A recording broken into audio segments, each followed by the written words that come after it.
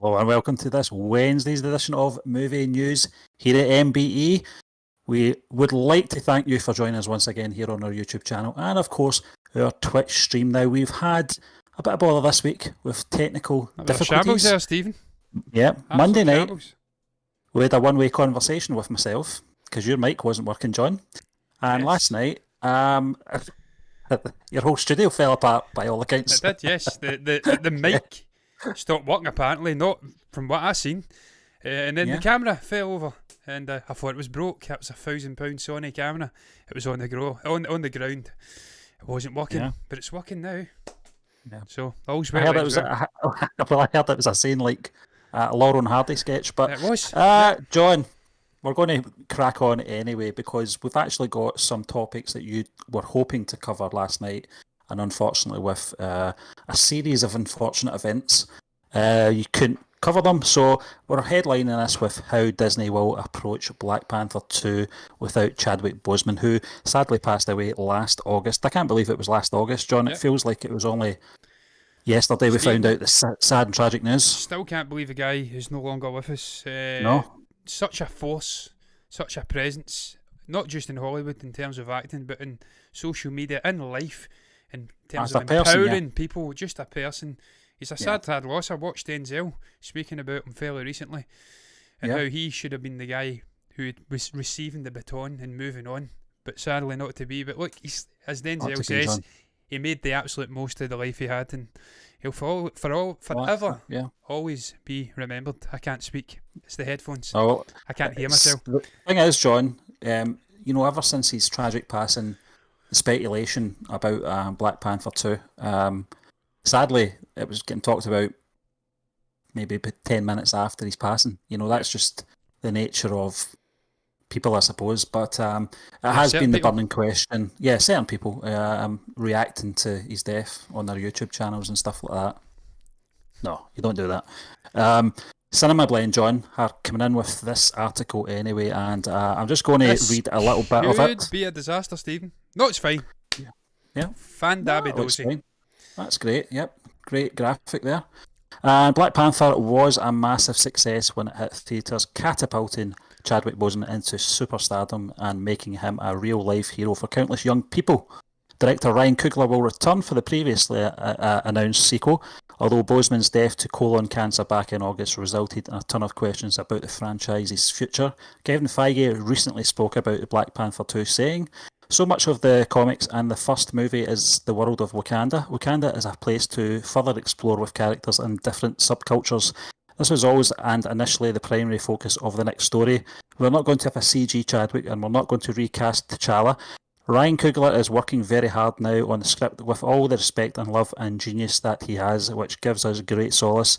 So it was always about furthering the mythology and the inspiration of Wakanda. There's also the task of honouring and respecting the ongoing learnings and teachings from Chad as well." And that's from the man himself, Kevin Feige, John. Yes. By the sounds of it, it sounds like what they're going to do is very similar to what they did in The Matrix 2. Take the focus off the group and expand the world as we know it, just like they did with what was that place called again in The Matrix? I can't remember what it was called, but it was expanding in sort of the mythology of where they came from. It was a strange name, wasn't it? Yeah, I can't remember. The humans' real life habitat. Yeah, it was so memorable, wasn't it? But I think that's the sort of general idea is that it's going to be opening the world up. We're going to see more of Wakanda, probably more. Characters are going to be introduced as well. Obviously, they can't avoid the subject of Black Panther and obviously where they're going to go with that character. So Ryan Coogler, as Kevin Feige says, he's working very hard on a script right now and he's going to give it all the respect and love with his genius. And I couldn't agree more. This is the perfect guy to handle this sort of delicate situation, isn't it? Stephen's a great writer. He's a great director. He's just a great person in general. You've seen him around the press junkets. You've seen it in that memorable press conference with Chadwick where he broke down. I watched that a lot. And it was more powerful looking back in hindsight, knowing what was happening with the guy in his life at that time. Ryan's a great filmmaker. I loved the first movie. A lot of people in hindsight like shit on top of Black Panther and say it's overrated. It was overhyped. No. I thought it was a zeitgeist movie for the black community across the world, not just in the United States.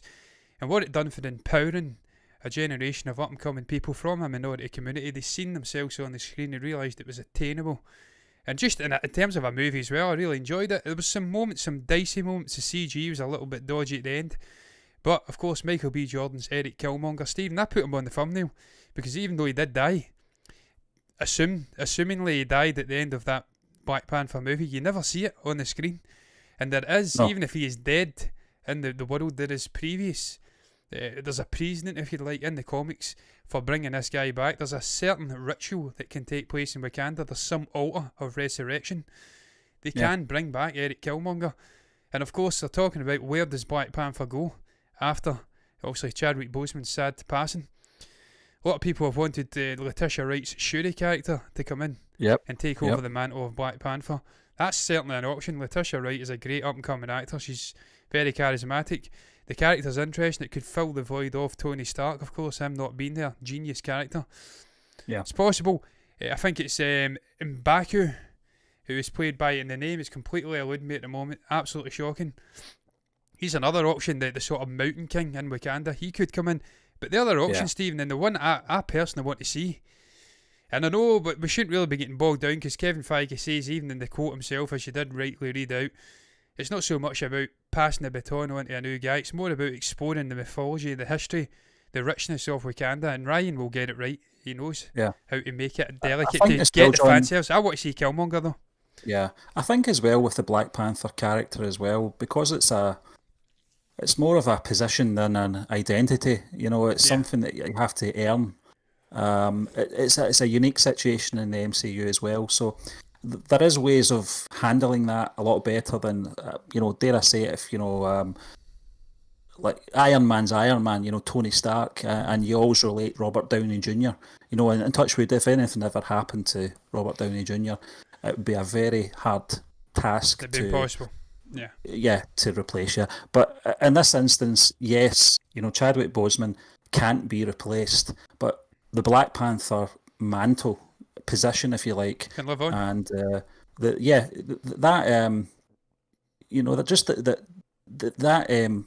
image, and I just think that it's something that they will obviously have to deal with. It's going to be very difficult. Yeah. Ryan Coogler's got a job in his hands to make it fit, in the real world. They have to address it. Yeah, they have to address it, John, and it's going to be very difficult. It kind of reminds me of the sort of difficult task that J.J. Abrams had with obviously Carrie Fisher and her presence in that last film. Sadly, they failed there with the writing. Visually, it was not too bad, but I felt so sorry for the Rose the chemistry, John. But then again, they were rotoscoping a character and using CG and stock footage, etc. Kevin Feige's already said they're not doing that, so it's going to be very difficult without it being jarring, if you like. It's very hard to describe, but I'm sure they'll get it right, John. I've got every faith in Ryan Coogler, and if Kevin Feige's saying this, and I've got every faith in that guy as well. They know what they're doing. They will handle this the best possible way they can. Well, Stephen, he's not immortal. Black Panther isn't immortal. No. T'Challa it isn't immortal. He could die in the actual universe. They can explain it off that he passed away. It's also going to be jarring no matter what you do. He's such a big figure in that actual subcompartmentalised sort of movie franchise. Well, we're just getting to know him as well. So that's the sad thing about it. So it's going to be very difficult to explain this guy's absence, but it can be done. And then it's just about how they want to go after that. Do they want to bring in a Michael B. Jordan, bring back Killmonger, resurrect him, or write it that he didn't actually die? I don't know how they could do it. Did they want to bring in a Shuri? Did they want to go down the M'Baku route? Stephen, I don't know about you, but I would love to find a way to get Michael B. Jordan back in this. He's such a compelling character. He wasn't really a villain. He was a complex character. And his closeness to Chadwick Boseman as well in real life, it'd be a fitting transition for this guy to step in and take off from his good friend. I think if we're going down that road though, John, I've got to be very careful not to retcon the first movie as well. Yeah. And the sort of conflict between those two guys, But there is a way, you've said it yourself, John, there is a resurrection method. Also, if they want presence and Michael B. Jordan's presence, they can always do flashbacks or something like that anyway. I would like to see him included because I'm a big fan of Michael B. Jordan. But that's another thing, Stephen. Chadwick Boseman, final thing, he's actually voicing T'Challa one last time in the What If animated. Yeah, What If, thing, so that's right. He's not done with the character. I read, John, that he's the Black Panther, or I think he's stepping into What if he was Star-Lord. I think that's what I read. Yeah, he gets anyway. taken away by Yondu. Yeah, so that's interesting. Yeah. So at least we're getting something, and that's, I suppose it's the crumbs that are left, sadly, but he's going to be sadly missed. He will. It doesn't matter what they do with this second film, he is going to be missed. But I'm very intrigued to see how they're going to handle it. But we're going to move on, John, to our next topic, and it's all about Bond, James Bond. That's my very bad impression of Sean Connery there. No Time to Die may be delayed for a third time. This is coming in from Screen Rant, and this is a film that should have been out this time last year. Yeah. I think it was April last year it was supposed to come out, but I think it does say here actually, and yep, it does say here in the article, the last time last year was seen on the big screen was 2015 for Daniel Craig's previous outing as super spy in Spectre, with the follow-up to No Time to Die being the actor's final 007 adventure. Anticipation has run high when MGM delayed the film shortly before its original April release date to November. Yep, it became one of the first major studios to respond in the early days of the COVID pandemic that caused theatres to close. When No Time to Die was recently delayed again until April 2021, a year after its initial release date, some other film studios didn't share the same enthusiasm and moved their films down the route of online streaming. While this was rumoured for the Bond film, MGM have made it clear they plan to release in cinemas perhaps much later than anticipated. That's because Netflix didn't want to spend $700 million buying the movie for rental. Yeah, I know. We'll rent your movie for $700 million, MGM. Sure thing. No problem. Not a chance. Yeah. John, what's your thoughts on this? Because we talk about this, I feel like we've been talking about it for the last 6 to 8 months anyway. Studios have to make a final decision at some point. It's finding the slots as well in 2021.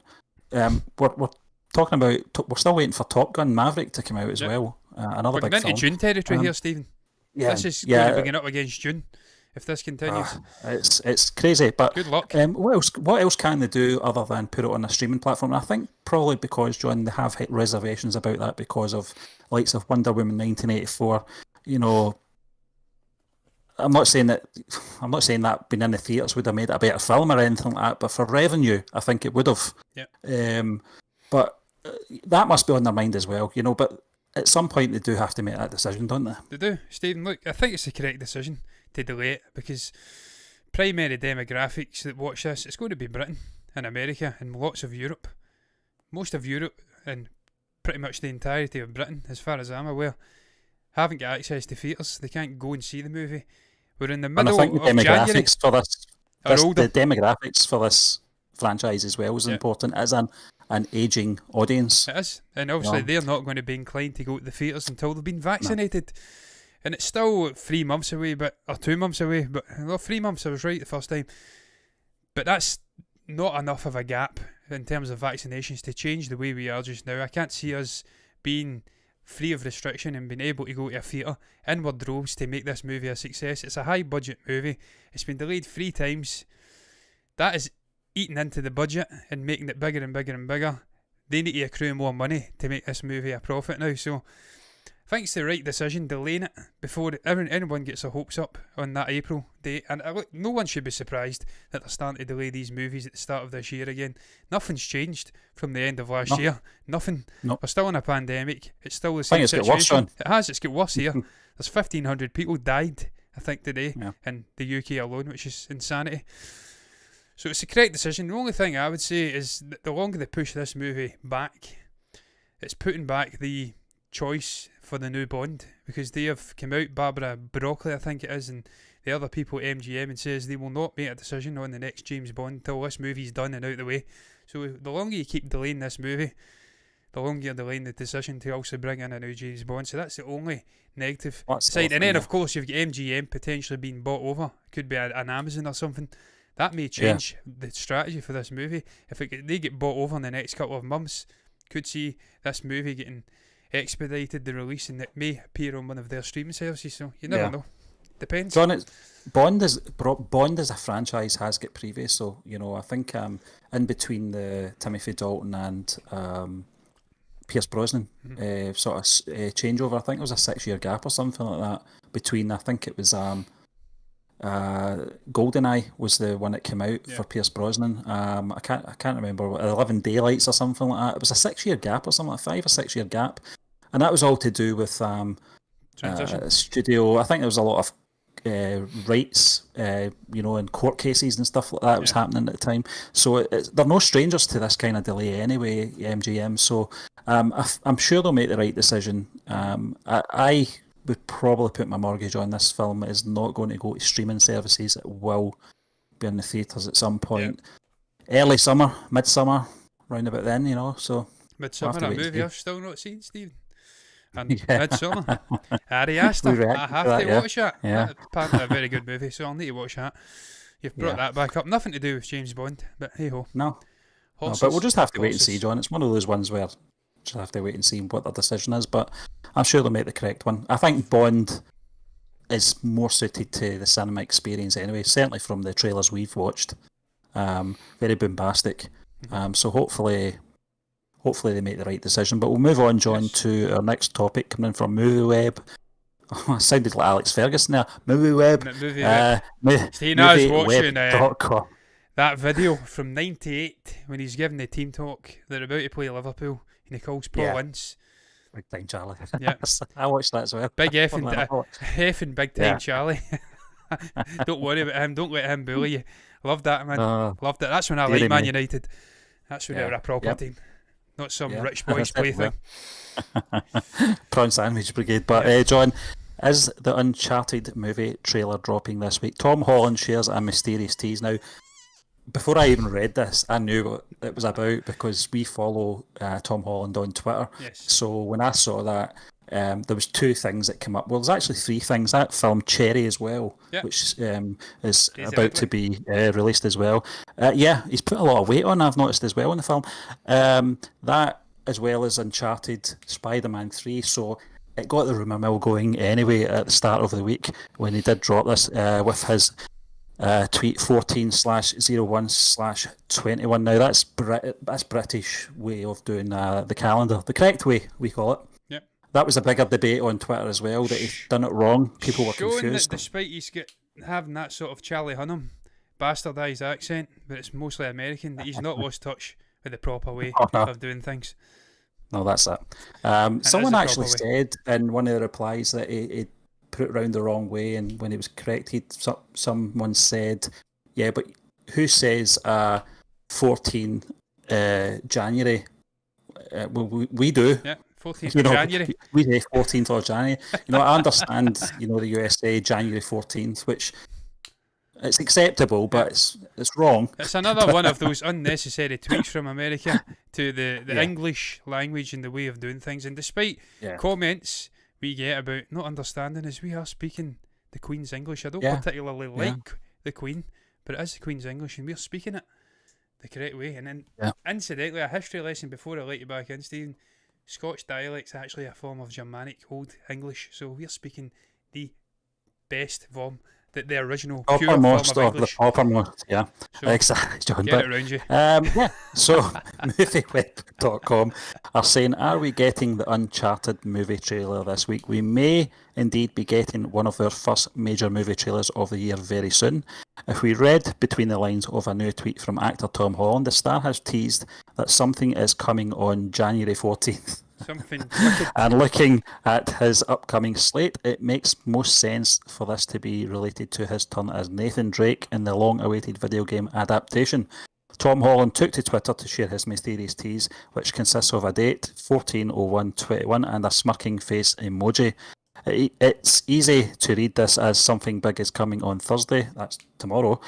So that leaves us with the question of what that something is Holland is the star of the Spider-Man franchise and Spider-Man 3 is currently filming. Sure, this could be about Peter Parker's next adventure, though it seems unlikely as the production is still taking place. It also could be about his new movie with the Russo brothers, Cherry, which arrives this year. But we already got a teaser trailer for the drama recently. So it's pointing towards Uncharted, isn't it, John? I think it's probably too soon for Spider-Man. Anything coming? They're only halfway through. Oh, there's a nice little graphic coming up there. It's only halfway through, obviously production with Spider-Man 3. And I know Tom said previous for dropping the ball with spoilers, etc. But I think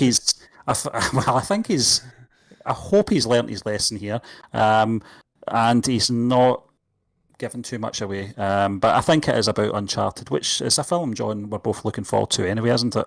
Yeah, Stephen, I like to look at this movie. Obviously, in recent years, we've had some decent video game adapted movies after a slew of absolute shit. Let's be honest, most of the video game related movies were terrible. But even then, Rampage wasn't so good. So even in that last couple of years period, we have had some shiters as well. But this one looks decent. I says before, when we were speaking about the potential of this movie, before even Tom Holland was cast, is it Nathan Drake, or is it, what's the actual Nathan Drake, Nathan Drake. I says that it has good potential, this franchise, to make the leap over to the big screen, because it's action, it's adventure, it's high paced, and then you bring in Tom Holland, a guy who's no stranger. I'll go to myself, Steve, and give you a little break. There's no stranger hang on. Action. He's obviously played Peter Parker for the last 5 years or so, and he's in that movie with Daisy Ridley. We know he's no stranger. He's the perfect lead for this, because it's a character who goes off on a number of journeys. You've got him and Mark Wahlberg. Mark Wahlberg's playing the sort of older, grizzly mentor figure, and Tom's playing the youthful leading man who can do this for the next decade comfortably. I'm excited about this. This absolutely should work, and I hope it does work, and it will be the trailer for Uncharted. It won't be anything else. It's certainly not going to be a title release for Spider-Man 3. We're too far out for that yet. Yeah. They says we've got the Cherry, is it? One that's already had its trailer. It's going to be Uncharted. Looking forward to seeing it, because if you bring that back up very briefly, you'll see, look how accurate it is. If you've seen the video game, PS4 exclusive, incidentally, I think it may be Naughty Dogs or someone else, he's got it absolutely nailed. He's got the outfit bang on, and as you did say, he's put the beef on a little bit, but not in a bad way, not like me, a dirty bulk. This guy knows his shit. He is absolutely shredded, but bigger.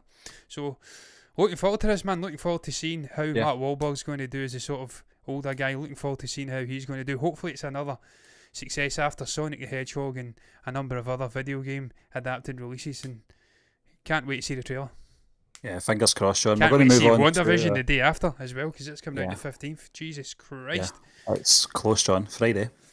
Seen it on the TV, Stephen? Seen the trailer? Yeah, it was fantastic. Elizabeth Olsen was actually speaking very highly of Sam Raimi on her involvement in the Multiverse of Madness. So I'm looking forward to seeing how that's going to connect as well. But you mentioned this, John, about I know we're going off on a tangent before getting to our next topic, but you did mention, John, it's very important to keep track of these television series from Marvel that are coming out, because they are all connected with the films. It's not separate like Marvel were doing with the Netflix stuff. This is all interconnecting. But we're going to move on, John, to our second last topic. It's about Nomadland, which we kind of haven't spoken about yet. No. The trailer came out a wee while ago, and it's an exclusive UK trailer and poster launch now. I think the trailer came out a wee while ago, but I've watched the trailer anyway. It's the international trailer, John, which is part of the Empire article. I don't know if you've watched it or not. I've not. No, well, listen, you'll enjoy it, John. There's not much in it, it's really just a...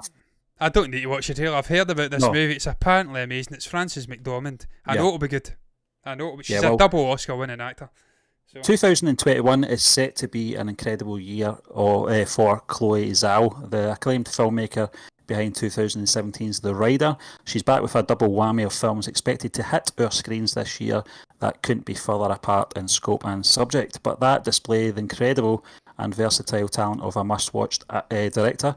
One of those is Marvel's upcoming cosmic comic book blockbuster Eternals. But before that, we'll see Nomadland, a quietly powerful character drama boasting gorgeous cinematography, and another stellar performance from powerhouse actor Frances McDormand, who is, I think she's got 2 Academy Awards, hasn't she? She has. Our last one coming for 3 Billboards, and John, I watched this well. trailer. Yeah, it's isn't it? It captures the feel for the trailer as well. How can I put this? Because I know you'll probably want to see it anyway, but I don't want to give too much away. I'm currently looking at it, Stephen. Currently looking at it without audio. It's got a great feel to it, a great atmosphere to it. It's a kind of haunting score in the background. You're getting some dialogue between Frances McDormand's character and some of the other characters in the film. She's playing not a homeless person, she says in the trailer, a person without a house. So take from that what you will, but Frances McDormand, this is her sort of... perfect That's sort of what role. she excels in, isn't it? Yeah. The sort of heavy drama character sort of based films, and that sort of Rust Belt kind of America type thing. Yeah. Hardcore working class, I mean, below the poverty line person. Yeah, there's a downtrodden element to this film, certainly, John. The Will Smith one, what was that called? Pursuit of Happiness. It has that kind of feel to it, but not as cheesy. Yeah. It seems more...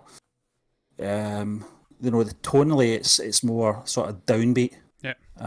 Pursuit of Happiness wasn't exactly a cheery film or anything like that, but there was a kind of quirkiness to it as well. I think it's because of Jared. Is it Jared Smith? I can't remember the boy's name. Is it Can't remember his son's name. Jaden. But is it Jaden? Sorry, yeah, Jaden. Yeah, Jaden Pinkett Smith. Yeah, he's a cool guy. He gave it a kind of quirkiness just as a child actor, but in this, John, the tone of this is very downtrodden, I feel. But it's one of those films that we're going to be talking about when it's finally released, John. Chloe Zhao as well. This article does say, 2 big films that are coming out this year, obviously. 2 very different. Nomadland and Eternals. It's going to be very interesting to see we know how different they're going to be, John. We're talking about cosmic comic book films here, but tonally, pacing, acting, and how she's been able to juggle doing these 2 big projects, so look forward to it. Stephen, look, it's a hard job, because obviously in Eternals she's juggling a huge and established cast. Richard Madden, Penelope Cruz, Angelina Jolie, Camille Nanjiani. Who else is in it? There's 17.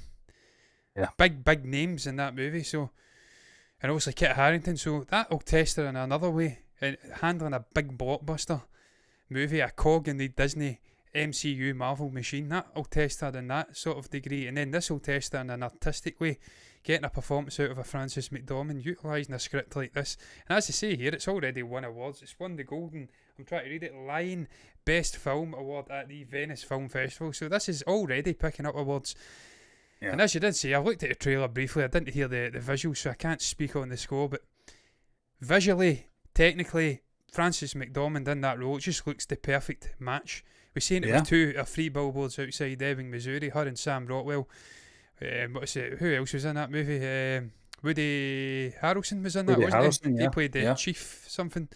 So that was a great cast in that. It was a great story. I loved that movie. I've seen it umpteen times. Loved that intro with the score again. So it's a similar vibe, and she also won an Academy Award for her performance in that. I can't recall the other one. It was the sort of cop one. I think it might have been the cop one. Fargo. Yeah. Fargo, yeah. So she's established. She knows how to get the best out of roles like this. She probably doesn't even need a Chloe Zhao. She can just slip in and do this role anyway. But if Chloe Zhao can help her, maybe elevate it yet again, that's going to be I always regard Frances McDormand is the female version of Daniel Day-Lewis. Mm-hmm. She doesn't do a lot of movies. For her being a household name, you'd think she'd done a lot more. She's done quite a few films, so I'm not saying that, but she knows how to pick films. She has directors wanting her. You know what I mean? She's top of the A-list when it comes to drama-driven films. And you're always going to get a stellar performance out of her. Stephen, don't speak about Daniel Day-Lewis. That'll bring me back to the early days of the shows when we done cuts. And I used to do my, what was his name again? From the Guildford 4. When he, you know what I'm talking about? Yeah. When he sort of does that, he flips because Giuseppe dies.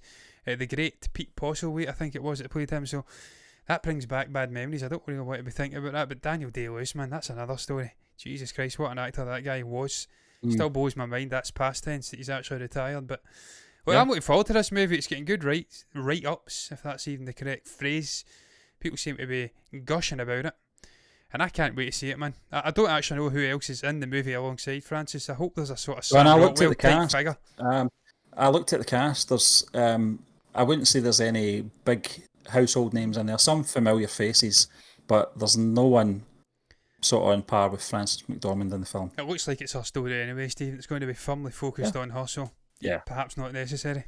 You know? I don't think it's a big cast, John. But listen, I'm looking forward to it. We're going to move on to our final topic, and this is actually a video game, which is something unusual for ourselves, John. But it's Star Wars connected, so that's how we get around these things.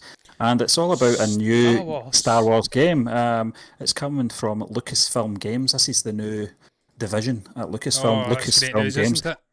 Finally, John, I would have preferred if they just, I would have just kept LucasArts, but you know, Steve, the two studios they're using, development studios, developers, they're using for this new Indiana Jones game and this Star Wars game, that is very promising. Well, that's what it says now, iconic. John. That was announced yesterday, the Indiana Jones game. Yeah. An Indiana Jones game's been on the cards for a good decade now, hasn't it? I played one when I was a little guy, top down. It was fantastic. We need to get another one.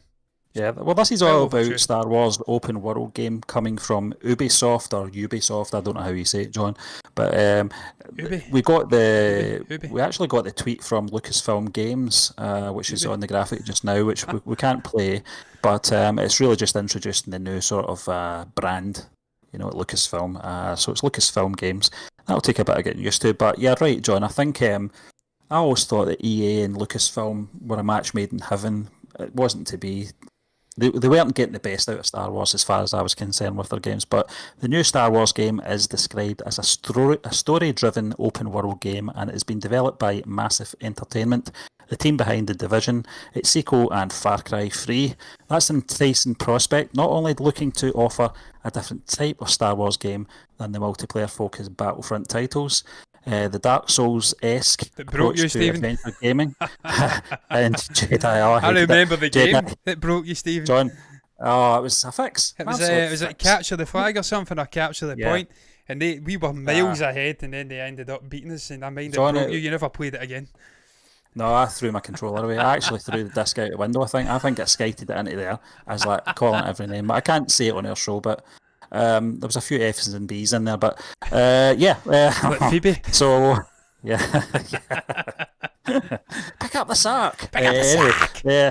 The Dark Souls-esque approach to adventure gaming in Jedi Fallen Order and the space combat of Squadrons, but from a developer who offered an intriguing combination of story missions seamlessly blended with multiplayer environments in the Division games, as with those Tom Clancy titles. The new Star Wars game will run on the Snowdrop game engine. We know that the fans of the Star Wars value the feeling of immersion, of being transported into the Star Wars galaxy and moving through richly detailed environments. Lucasfilm Games VP Douglas Riley told Star Wars.com it's fun to imagine what the team at Massive can do within Star Wars by bringing their innovative spirit and their commitment to quality. John, I blame you for that, because my temper was getting up again, thinking back at Battlefront again in that game. John, you actually had an open world Star Wars game, I recall, in the early 2000s. On the PC, and you were addicted to that for quite a while, weren't you? Yeah, not as bad as my World of Warcraft addiction, where I lost 6 months of my life, 12 hours a day, every day. That Crete holiday in 2006 saved my arse, Stephen. That got me off it. It was like crack. That was like my methadone. Not as bad as that, but Galaxies, I love Galaxies. That was brilliant. You could be a Jedi, a bounty hunter. Of course, we had the Old Republic as well. I dipped my toes in that. Sadly, never quite had the time to fully immerse myself in an MMORPG again. But Steve, man, this is great news. The fact we've got a new division from Lucasfilm, or Lucasfilm Games, because people were calling for Lucasfilm or LucasArts to come back. It's never been the same. There's been a lot of issues with EA dropping the ball, putting in loot crates and stuff like that in Battlefront, charging people. It was akin to gambling. It get banned in Europe. So this is good news that we've got Lucasfilm, a division dedicated to games again, albeit they're not actually making the games, they're sort of contracting it out.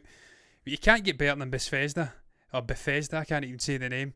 They've also done Oblivion, Skyrim, hundreds of great RPG open world games, so they know their shit when it comes to that. They're doing the Indiana Jones one, and as I did say, it's what is the Ubisoft? They do the likes of, if I'm not, am I right in Ubisoft do Assassin's Creed and stuff like that? I know they do the Division, as I did say in Far Cry. I think you're right, yeah. So they know how to make expansive open world games with good mechanics, decent stories that sort of immerse you in it. So this is exciting times, man. Of course, we've had our hopes built up before with Star Wars games. We've had that one, I think it was coming from, I'm trying to remember the company's name now, and I can't for the life of me, but we had an open world Star Wars game in the works. It looked amazing. It got canned. So I'm not going to get my hopes built up until it's it. And we had Star Wars Battlefront 3, if you recall, back in the day, the original Battlefront 3. There was footage of the ship going out all the way up to space and coming back down. Had my hopes built up. Never came. Yeah. And then we get the sort of bastardised DE version, but it's still decent, man. I've dabbled with the second one as well. Still decent. It's okay. But this is exciting, man. I can't wait to see what the hell happens with this moving forward.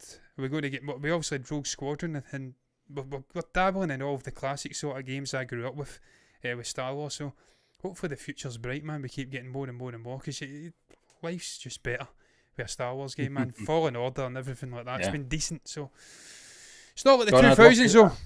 I would love to see Rockstar try their hand at a Star Wars game as well. That would be a dream come true. But well, Stephen, who was it? Who the hell was it that done Battlefront? What was the name of the company that done Battlefield? I'm totally blanking on their name for some god awful reason. Oh yeah, Battlefield. Dice. Is it Dice? Yeah. We were screaming for that when we were playing Battlefield 3 and 4 and stuff like that. We need to get a Star Wars game with this company. They gave us it. Yeah. It was mixed, so maybe you need to be careful what you wish for in life. Sometimes it's like the classic thing. You don't want to meet your hero because it always ends bad. So you don't want these companies maybe mixing at times because it ends bad. But let's be an eternal optimist and say it's all going to be very, very good. And the only way is up, baby, for Star Wars and Indiana Jones. I get that song where the only way is up. Can't sing, guys, but look, I digress. I'm done, Stephen. Are you done? I'm now, yeah. Yeah, after that singing. That is going to round up the show. What was your thoughts on the array of topics we spoke about? Primarily, where Black Panther is going post the Chadwick Boseman era. Where they're going to go with it, what they're going to do. They spoke about it, I spoke about it. I want to see Eric Killmonger back, but do you? You can share below what your thoughts are down below in the comment section. You can touch upon any of the other topics we broached, if that's even the correct word, on the show. You can also like the video if you've enjoyed it. Give us a follow on Twitch if you're watching as well, and subscribe to the channel if you want to see more content like this in the future. And if you do, guys, that's what you'll get. You'll get more. But look, I'm going to try and get back onto Streamlabs and bid you farewell with a bye.